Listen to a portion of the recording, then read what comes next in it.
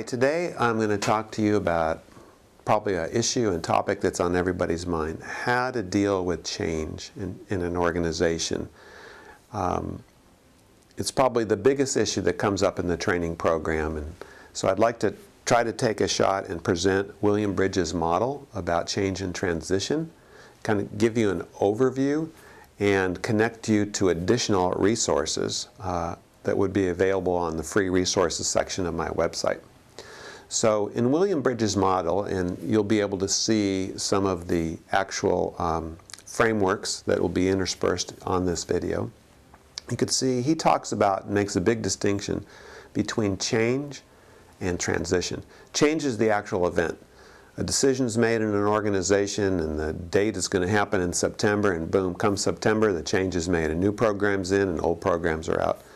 What William Bridges talks about, and what lots of management consultants talk about, is how to deal with the psychological dynamics that accompany the change. And so he talks about transition, and that there are three phases of this transition: the ending zone, the neutral zone, and new beginning. So first, as an overview, the ending zone is the most important part of the process. And as you'll see in the diagram, the y-axis has to do with the numbers of people in a population or in an organization. And you'll see that in the ending zone, which is the beginning of a change process, a large percentage of the population of that organization fall in that ending zone, 70 to 80%. And that's really totally normal. And that's when people are having trouble of letting go of the old and the past and bringing forward with them what's worked and their learnings, and getting ready to even consider the change that's being proposed. Even if it's already in place, they're psychologically not ready. The neutral zone is that place when people are actually ready to let go, but they're really dealing with the issue of their capacity. So they're being asked to do a lot of new things. They may not feel that capable of doing it. And it's a place of openness to it, but building high levels of skill, and where professional development comes in, as you'll see as we talk about it a little bit later on. And the new beginning phase is literally like a new status quo. The change is fully in place, and the organization feels capable. Most people are accepting and implementing the change. So it's a kind of an internal psychological process. In the training program, which I have posted some stories about, which I'm going to reference right now, that really gives you a much deeper insight of what actually happens in an organization around trying to transition around the ending zone. And I tell the story about a hospital here in Ukiah and a merger. And so I really encourage you, if you want more depth or want to know how to talk about this ending zone in your organization, is go see that free resource that's posted on my website. But in the ending zone, this is the area that we often get off base with in an organization. And leaders are often very much ready. They're already in their minds, and they're kind of hallucinating that this change is already in place. They came up with the idea, they want to implement it, they want people to just get on board, grow up, get a life, and move on with this. And what the model tells us is that's an unnatural expectation to have of folks. They need to talk a lot. They need to get together as a whole group, talk about what it means, what they're leaving. The leader facilitator needs to help convene those conversations. Talk about what they're going to bring forward into the new way of operating.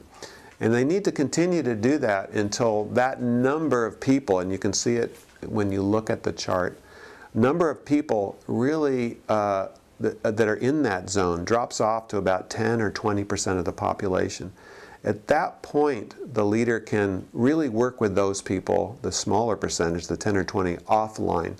They still need to be helped through that transition, but as you can see in the model, some of those people will never make that transition. They stay in the ending zone, and they need to be helped, coached, and maybe some assistance outside of that team, that group, or the organization. So the key there is conversation as a whole group. The neutral zone is a very fascinating place to be. Some people start the whole change right in the neutral zone, as the chart indicates. They love change, they're open to change. But the neutral zone is a place where people are really in what's called disequilibrium. They're trying to juggle two worlds. And you cannot communicate enough. People will constantly say, I didn't know that, I need more information. And the leadership team, and everybody should be helping each other with as much information as possible. But you'll probably never be able to provide enough information.